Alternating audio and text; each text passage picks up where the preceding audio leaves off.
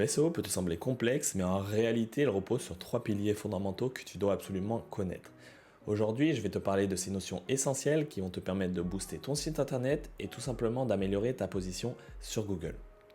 Que tu sois débutant ou que tu souhaites améliorer ta stratégie, reste avec moi jusqu'à la fin. Ces concepts pourraient bien transformer ta manière de voir les choses dans le référencement naturel.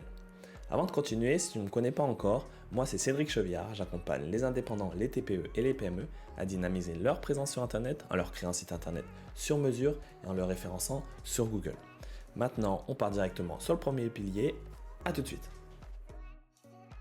Alors, le premier pilier, c'est le pilier de la technique. C'est vraiment le pilier de base qu'il faut travailler dès la création du site Internet pour éviter d'y repasser dessus par la suite. Et c'est aussi très important de le connaître maintenant, comme ça te permettra de faire les bonnes configurations pour justement éviter que tu y repasses par la suite dessus. Parce que imaginons si tu as 100 pages ou 1000 pages et que tu dois retravailler chacune d'elles, ça doit te prendre énormément de temps, donc c'est vraiment important de le connaître. Qu'est-ce que c'est la technique ? En fait, ça va correspondre à tous les aspects techniques de ton site internet. Donc là, j'ai mis WordPress, mais ça peut être Shopify, PrestaShop, etc., etc. C'est vraiment tous les aspects techniques. Et du coup, qu'est-ce qu'on retrouve dedans ? En fait, c'est d'abord la vitesse de chargement. C'est par exemple, si ton site internet met plusieurs secondes à se charger, en fait, ça n'a pas des bonnes valeurs pour le référencement et pour Google. C'est quelque chose de pénalisant, on va dire. Mais que ce soit pour le référencement, mais aussi pour l'internaute. Par exemple, si toi, tu vas sur un site internet qui met plusieurs secondes à charger, tu vas avoir plutôt l'habitude de revenir en arrière et de regarder un autre site. Parce qu'on n'est pas habitué à attendre, on veut tout de suite avoir le résultat. Donc c'est pareil pour Google. Alors dans cette vidéo, je ne vais pas t'expliquer forcément les stratégies pour justement corriger ou comment faire pour améliorer chacun des points. Par exemple la vitesse de chargement, je ne vais pas te dire quelle technique, etc. Sinon la vidéo elle sera trop longue. Mais s'il y a un point que tu souhaites que je développe pour en savoir plus, n'hésite pas à le mettre dans les commentaires et comme ça j'y répondrai soit dans les commentaires ou s'il y a plusieurs questions, j'y ferai carrément une vidéo dédiée à ce sujet là. Donc on revient sur les bases de la technique. Donc le deuxième point, c'est la structure de ton site internet. Alors qu'est-ce que tu as à l'intérieur ? Tu as le maillage interne et l'architecture des titres. Donc d'abord l'architecture des titres, en fait c'est comme dans un livre, tu as le sommaire et à l'intérieur tu as des titres, des sous-titres, des sous-sous-titres, etc. etc. Bon, c'est un peu dans la même idée, c'est que tu dois avoir un H1, des H2, des H3, c'est pas forcément nécessaire, mais il faut suivre une logique derrière. C'est-à-dire que par exemple, tu dois avoir un H2 qui est en dessous du H1, il ne peut pas avoir un H2 au-dessus du H1 parce que c'est incohérent d'un point de vue architecturel. Donc voilà, il faut travailler ces notions-là. Mais il n'est pas obligé d'avoir par exemple des H4, des H5, c'est pas nécessaire d'aller dans des profondeurs extrêmes. C'est vraiment comme le contenu, en fonction de ton contenu. Mais la chose essentielle, c'est quand même d'avoir un H1 et plusieurs H2 pour que Google comprenne de quoi tu parles et que tu parles d'un mot-clé précis et d'un sujet précis. Ensuite, c'est le maillage interne, c'est-à-dire que tout simplement faire des liens entre tes différents articles. Par exemple, tu as un service qui propose de la création de site internet, tu peux faire un article sur comment créer un site internet et dans cet article-là, tu fais un lien vers ton service pour proposer que au lieu que ce soit la personne qui crée son propre site, il passe par ton service. Mais ça peut être des liens, par exemple, entre la création d'un site WordPress, après combien coûte un site WordPress, quels sont les prestataires qui peuvent intervenir sur un site WordPress, faire tout un maillage autour d'une même sémantique et d'un même sujet. Par exemple, il faut éviter de faire un maillage. Par exemple, si on fait je fais un article sur la création de site internet et qu'après je parle d'un article comment faire un yaourt, en fait, il n'y a pas forcément de logique entre les deux. Donc, le maillage interne ne sera pas nécessaire. Il faut vraiment rester dans le même cocon sémantique, donc le même sujet, on va dire. Après, on peut faire des relations entre des sujets qui sont assez proches.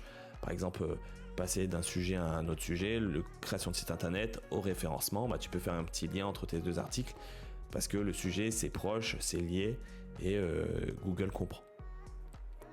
Ensuite, le troisième élément, c'est le responsive. Donc en fait, c'est tout simplement comment ton site internet s'adapte sur les différents devices. Donc par exemple, par défaut, lorsque tu crées un site internet, tu le vois sur ton écran d'ordinateur, mais il faut l'adapter aussi sur tablette et surtout sur téléphone. Parce qu'en fait, vu le nombre croissant de personnes qui utilisent Google sur internet, si tu as un site qui n'est pas responsive, donc qui n'est pas adapté pour le téléphone, en fait déjà tu perds l'internaute et pour Google c'est quand même pénalisant. Donc oui, ça améliore aussi l'expérience utilisateur. C'est normal que par exemple, si imaginons que tu as ton site sur ton écran d'ordinateur et tu as le même format sur ton téléphone sans adaptation, c'est quand même assez pénalisant pour toi, parce que l'internaute il va rien comprendre et il va pas avoir envie d'aller naviguer sur ton site internet. Ensuite, le troisième point, c'est tout ce qui est aussi erreur de crawl. Donc c'est par exemple tout ce qui est page 404.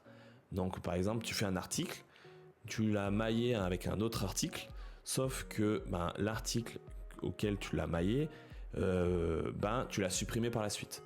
Mais tu as oublié d'aller sur le site, sur l'article de base, pour enlever le lien tout simplement. Du coup, le Google, lorsqu'il va scroller ta page, ton article, il va se dire il y a un lien. Du coup, il va aller sur le lien. Mais par contre, quand il va aller sur le lien, ça sera donc une page 404, une page introuvable parce qu'elle n'existe plus.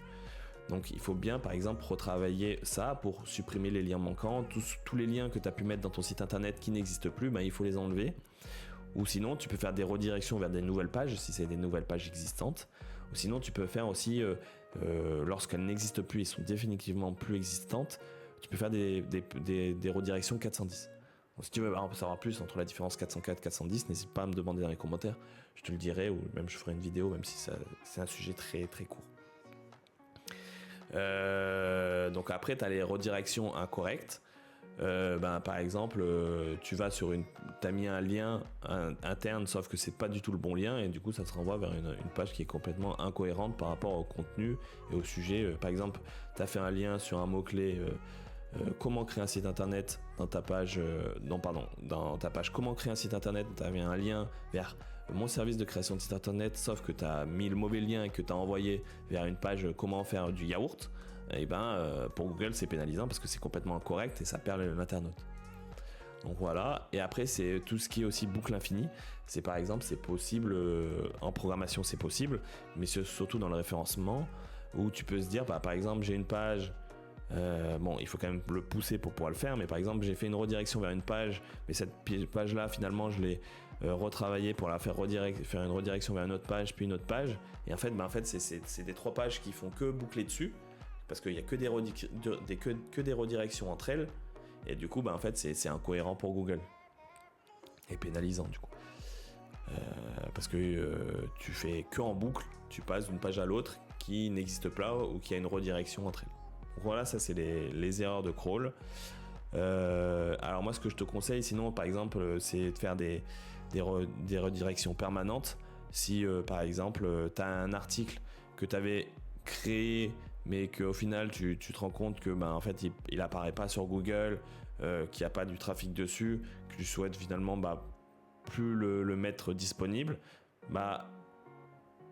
au lieu de le supprimer et ne rien faire, tu peux faire une redirection vers ton blog.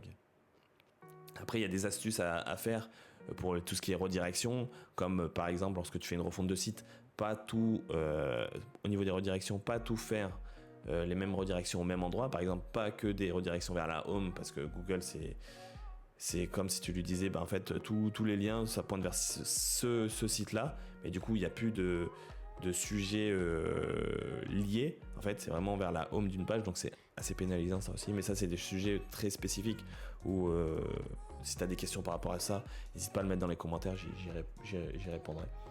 Donc ça, c'est le premier pilier. Donc c'est vraiment le pilier où on peut travailler dès la création du site internet. Donc il ne faut pas forcément attendre qu'il y ait beaucoup de contenu, beaucoup d'articles pour le travailler. Et moi, je vous conseille vraiment de travailler dès le début, surtout de connaître cette notion-là pour éviter de vous faire des erreurs, surtout au niveau des H1, des H2. Après, le maillage interne, ça peut être travaillé plus au fil de l'eau. Lorsque vous avez plus de contenu, vous vous dites pendant un mois, à la fin du mois, ok, je vais voir les articles que j'ai créés, lesquels je peux faire en relation avec lesquels, etc., etc. Donc maintenant, on passe au deuxième pilier. Alors, le pilier numéro 2, c'est le contenu.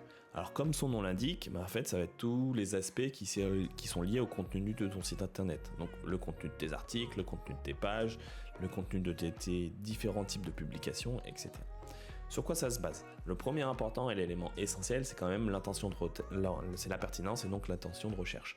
Donc, tu as plusieurs intentions de recherche, tu as informationnelle, navigationnelle, transactionnelle, commerciale. Et sur chacun des points aussi, tu as quel est le type de rendu que attend Google. Donc, par exemple, lorsque c'est tout simple, pour trouver, tu souhaites faire un article sur un sujet, en fait, tout simplement, c'est que tu tapes le mot-clé de ton sujet sur Google et voir ce que Google déjà te retourne. Donc, si par exemple, si c'est des recettes, si c'est des images, ça veut dire qu'il attend une image. Si c'est un PDF, il attend un PDF. Si c'est une vidéo, il attend une vidéo. Du coup, forcément, le format écrit du contenu de l'article, ne sera pas forcément pertinent parce qu'il attend d'abord une vidéo. C'est quelque chose qu'il souhaite et qui est pour lui essentiel par rapport aux mots-clés que tu souhaites produire du contenu. Donc voilà, donc vraiment tape sur internet ton mot-clé et essaye de voir avant de rédiger, voir ce que attend Google pour rédiger en conséquence. Donc c'est vraiment l'intention de recherche. Ensuite, c'est la qualité du contenu et les contenus dupliqués. En fait, si Google, pour un mot-clé, a mis 7 pages dans les 3 premières positions. Si tu souhaites créer un article à ce sujet-là, en fait, si tu crées la même chose, si tu n'as pas une certaine autorité ou tu es connu dans ce domaine-là, pourquoi Google va te mettre devant eux? Il faut donc un contenu qui soit... ça suit au point précédent, au point suivant, c'est avec de la valeur ajoutée. Donc il ne faut pas que le contenu soit identique au contenu des autres, parce qu'en fait, ça sert à rien aux yeux de Google. Si tu fais les mêmes titres, les mêmes sous-titres, etc., en fait, ça n'a pas forcément d'importance. Donc Google, il va te dire, allez, toi, dégage. Donc, dans les articles, il faut que le contenu ne soit pas un contenu dupliqué d'une autre page ou d'un autre article. Après, il faut rapporter de la valeur ajoutée. Par exemple, vous pouvez, dans un article, on parle d'un sujet, et après, par exemple, fournir un formulaire qui permet de donner un résultat en fonction du sujet précis. Comme ça, c'est une plus-value par rapport aux autres articles, où il n'y a que du texte. Là, vous permettez aussi d'avoir porté quelque chose en plus, c'est répondre aux besoins directement avec de la programmation faite. Mais après, ça peut être d'autres choses. Par exemple, ça peut être des idées de recettes. Et après, télécharger le PDF des recettes.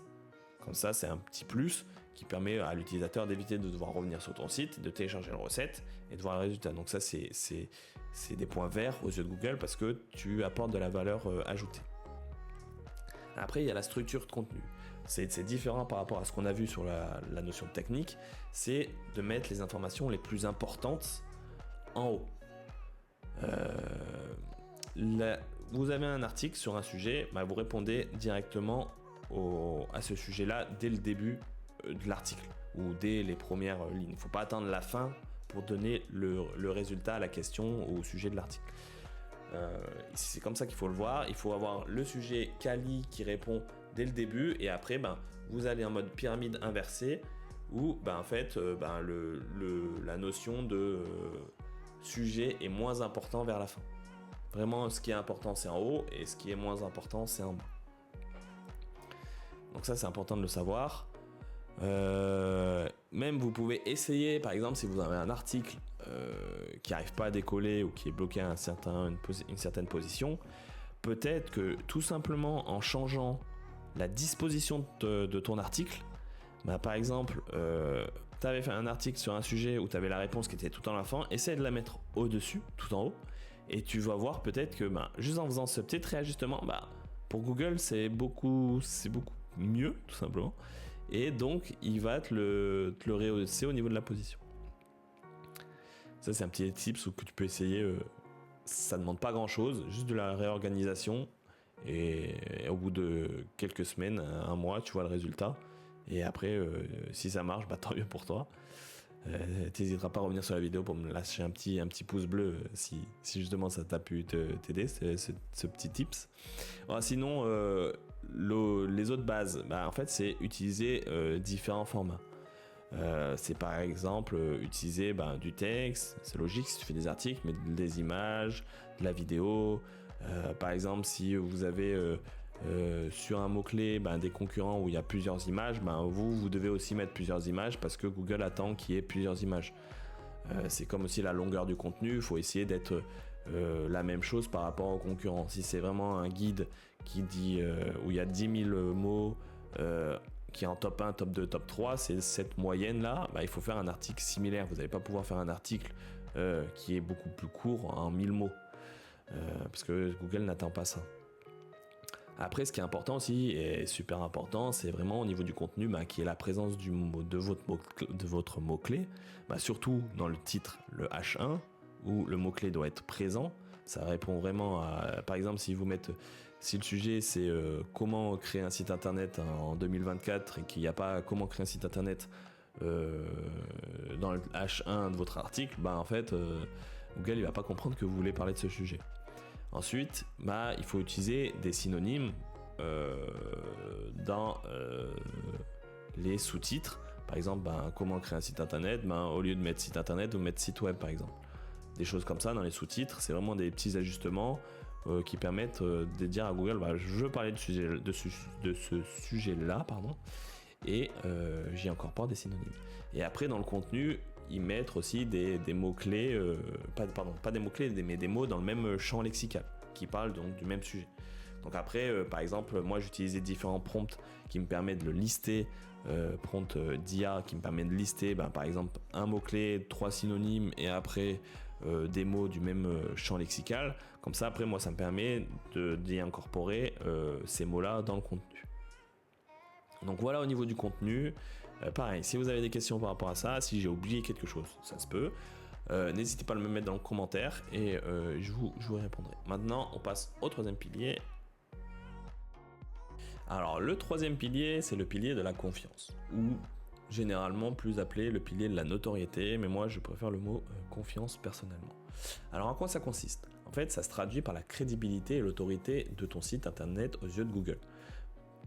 Pour faire gros, chaque site internet a une note qui dit ton site internet dans ce domaine-là, il a une autorité de 50, on va dire. Bon, même si c'est de l'imagination quoi.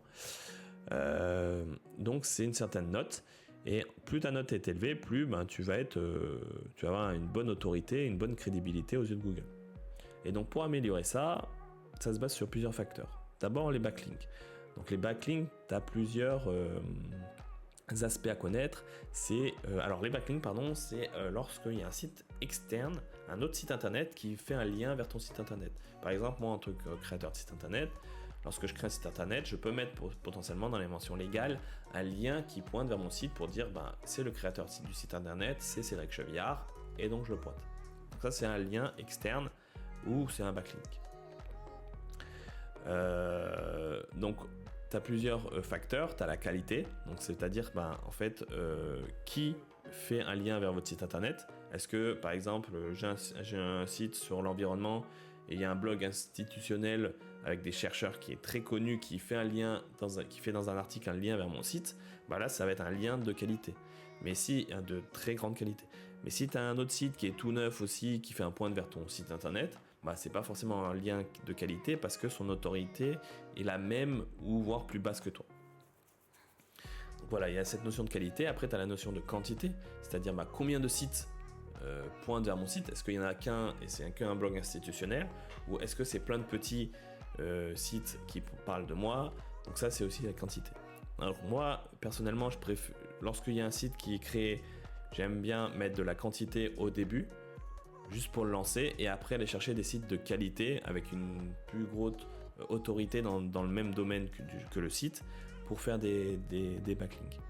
Et ensuite, tu as la diversité des mots-clés, c'est-à-dire que sur chaque backlink, en fait, tout simplement, sur le texte de l'article où est présent ton lien, tu as un mot ou tu as une image sur lesquelles l'internaute peut cliquer dessus pour aller sur ton site. En fait, diversifier ces mots-clés, c'est important pour pas qu'il y ait toujours le même sujet, le même mot-clé présent. Par exemple, création de site internet. Pour mon service de création de site internet, à Grenoble, il peut y avoir création de site internet à Grenoble, lorsque tu cliques dessus, ça va sur mon site. Tu vas avoir juste création de site web, ça va sur mon site. Développement de site internet, ça va sur mon site, etc. etc. Diversifier un peu ces mots-clés pour pas toujours qu'il y ait la même chose. Mais généralement, si tu souhaites être présent sur un mot-clé précis, bah, va chercher sur ton site où il y a le backlink avec un site avec la plus grosse autorité, le mot-clé précis. Parce qu'en gros, Google il va se dire ok, c'est sur ce mot-clé là qui va être référencé. Le site avec la grosse autorité parle de ce mot-clé précis. Donc effectivement, sur ce mot-clé précis, ce site-là, ton site, est pertinent. Donc ensuite, c'est une notion de backlink, c'est très important pour se faire connaître. Ensuite, tu as sinon des mentions ou des citations. Par exemple, à travers des médias, des presses, ou sinon à travers des réseaux sociaux qui pointent vers ton site. Donc ça, c'est aussi une sorte de confiance, mais qui est externe, qui n'est pas forcément liée à Google. C'est plutôt autour. Après, c'est aussi, tu peux voir ce qu'on appelle le ninja linking, c'est la présence sur des forums. Par exemple, si toi, au quotidien, tu interviens sur des forums, ce qui peut être intéressant, c'est par exemple, dans ta signature, mettre un lien vers ton site internet. Là, sur chaque page que tu vas intervenir, il y aura un backlink qui va être présent qui va renvoyer vers son site internet. Donc, c'est quand même intéressant à mettre ça en place.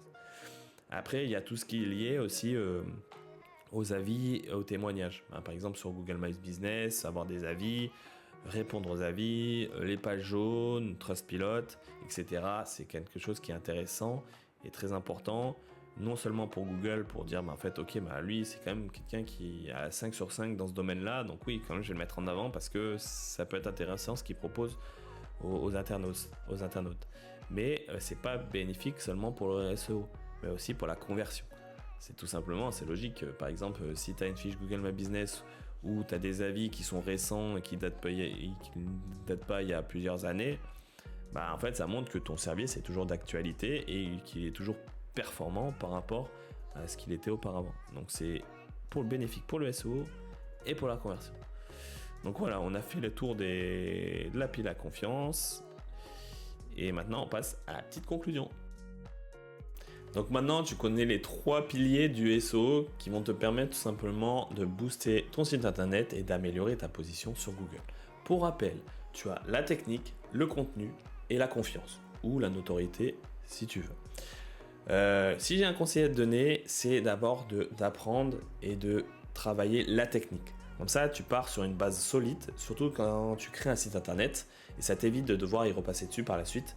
Si tu commences à avoir des centaines de pages, si tu as toute la structure des H1, H2, H3 à retravailler, ça peut être assez fastidieux. En tout cas, si tu as aimé cette vidéo, n'hésite pas à lâcher ton petit pouce bleu en bas, de t'abonner aussi si tu veux suivre d'autres vidéos tout simplement. Et sinon, je suis aussi sur LinkedIn où je partage du lundi au vendredi des tips, des astuces, des retours d'expérience au sujet de la création de site internet et du référencement. Alors n'hésite pas à m'ajouter, c'est Cédric Chevillard et je te dis à très bientôt pour une prochaine vidéo. Bye!